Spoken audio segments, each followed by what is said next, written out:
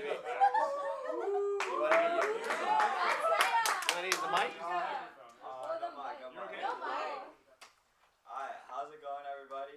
I'm Teo.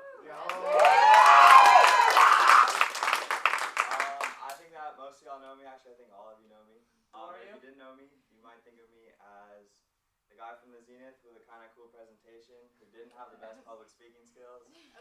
And I would say that's true, but at the end of the day, I like to entertain people. And I think that a lot of entertainment is humor. So I'm going to try to be funny. Like on a given day, I'll say 100 jokes. Maybe sometimes, every now and then, once, someone will laugh at me.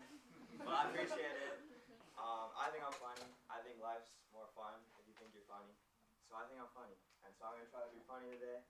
We'll see how it goes. But before that, I want to ask all of you a question.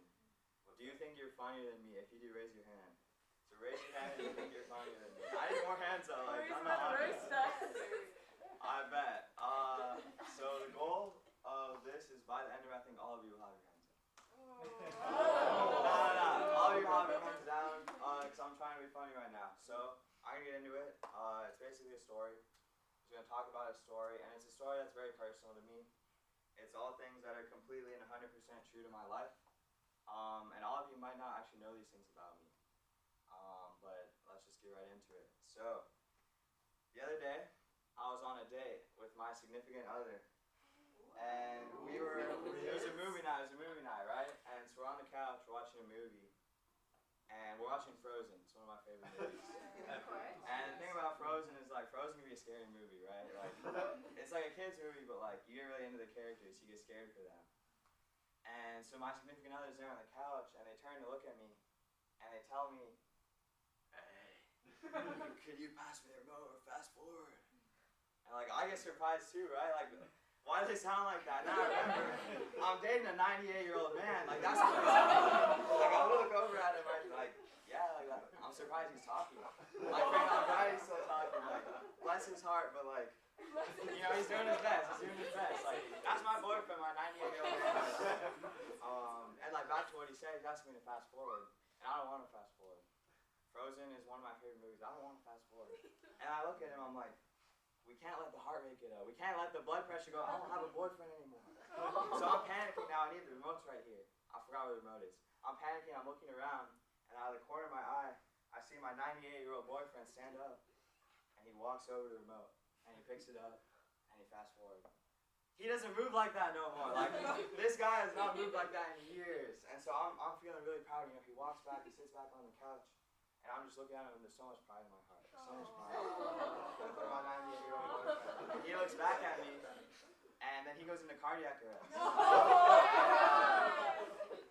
So, you know, I take Bo to the hospital, like it's a panic time. I had to be home at 11 that day, that's my curfew. First thing in the morning, I'm back, right? I'm back. And unfortunately, because I spent so much time with him, doctors said he'd be okay, but I spent so much time with him that I was late for my family dinner that day. Which you can't be happening. I was supposed to be there at 7. I get there at 7:15. So I apologize to the whole family. You know, I think it's chill. They waited for me. We're eating. And I see my mom. And my mom's looking at me. And it's the type of look. Imagine you're at the grocery store, right? And you're in the cereal section. You're shopping for cereals. She's preoccupied with something. And you look up on the top shelf. And you see the chocolate frosted sugar bombs. And I want the chocolate frosted sugar. My mom doesn't want me to have those, though. So I'm trying to sneak them into the cart. And I'm sneaking them the chocolate frosted sugar bombs, and I see my mom, and she's looking at me like this. And I just I put them back up there. I grab the flavorless Cheerios. I put them in my car. I feel happy with what I have. But I'm at the dinner table, and my mom was looking at me just like that. And it's very uncomfortable for me. It's already a stressful time. My 98-year-old boyfriend is in the hospital recovering from a cardiac arrest. So, you know, after dinner, I didn't enjoy my meal. After dinner, everybody goes upstairs, and my mom says, "Teo, I need you to stay down here and have a talk with me." And that's like, y'all, you're not trying to hear that. So I sit down with my mom, and she says, "Teo, where were you today?" And so in my head, I start thinking about escape routes. So we're at the dinner table, right? Behind the dinner table is 2 doors. I can't go out the doors because the dinner table is pushed up against them. To my right is the living room. To my left is a wall. behind me is a window. So I'm thinking about like, what's the play here? The window's closed. It's locked. And my mom asks, "What were you doing today, Teo?" And I tell her, "Not too much." And I'm looking at that window and I'm thinking I could break that window. Like, I could just jump on the couch, get out of the window. And now she's talking to me, she's using my full legal name. She said, TeoT. I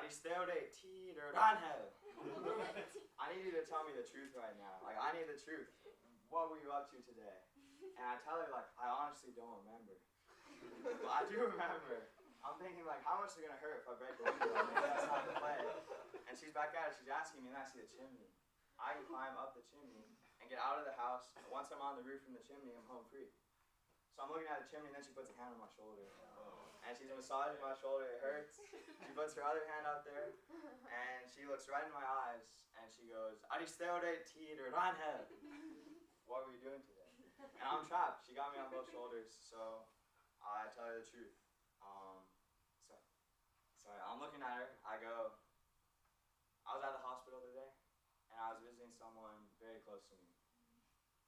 And so she stopped me, and so I'm like, this is my chance. I can tell her something I've been trying to tell her for a while. I told her I was there to see my 98-year-old boyfriend. And she took that really well. Nothing happened to me, it was all good. And then I woke up. All that was a dream.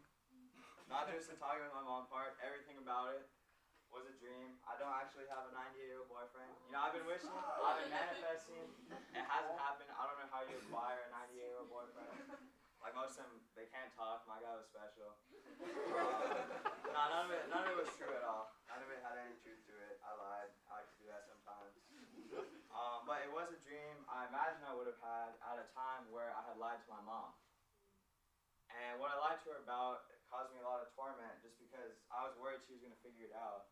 And so we spent like weeks, months, and I was worried the whole time. I was having bad dreams like the dream. That was a dream I could have had. And what I lied to her about was, we got home from something. She's going to take a nap. She said, Teo, take a shower and then wake me up. I take a shower, I'm in my room, and I see my computer. And I remember, like, I've been playing a lot of cool math games at this time. Like, I open the computer, I get on cool math games, and then 50 minutes later, I'm waking my mom up. She asked me what I was doing. I told her I had a really long shower. And somehow she knew. And that time was like really stressful for me, and eventually I just decided I was going to come clean. I was going to tell my mom the truth. And so I told her, you know, I was actually playing computer games. I'm sorry for lying to you. And so now the Mountain View Police Station gets a report every time I go in and out of the shower. And they also get a video feed the whole time. So they watch it. There's 3 intelligence organizations that are tracking my computer activity at all times. My curfew is now 6 p.m. So I think it went pretty well, all things considered. But none of those things happened. What really happened is my mom forgave me. We worked to like rebuild our relationship, rebuild that trust, and I was really glad that I eventually told the truth. I think it's a really valuable thing to do. I love my mom, and I'm happy it worked out in the end. So yeah.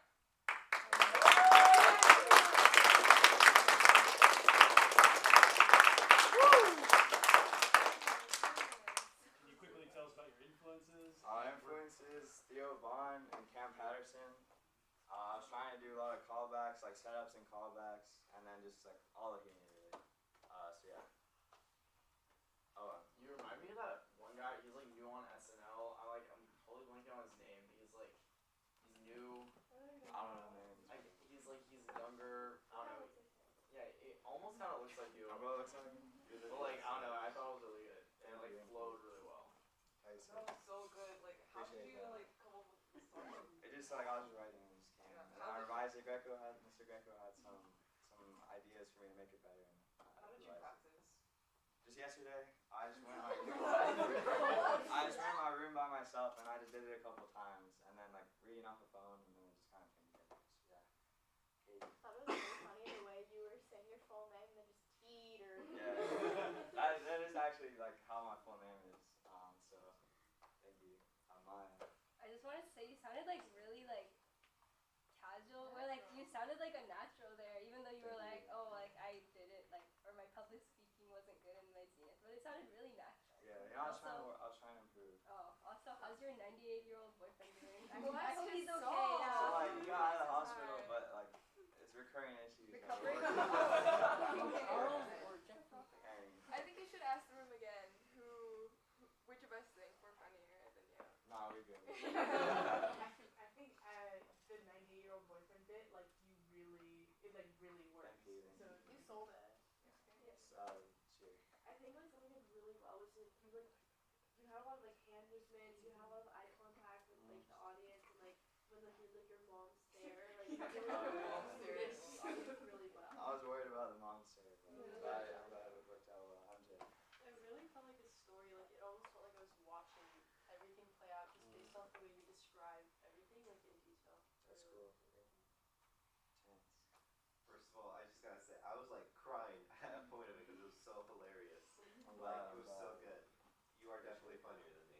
Nah, I wouldn't agree there, but I appreciate everything so far. I really like how you didn't just like bring up the 98-year-old boyfriend at the very beginning, but you're just like, I went on a date with my significant other, and then like you Gotta lay the groundwork, you know, like y'all didn't know what I was talking about. But, You did a good job of connecting with the audience, which is something that you worked on Yeah, with your yeah.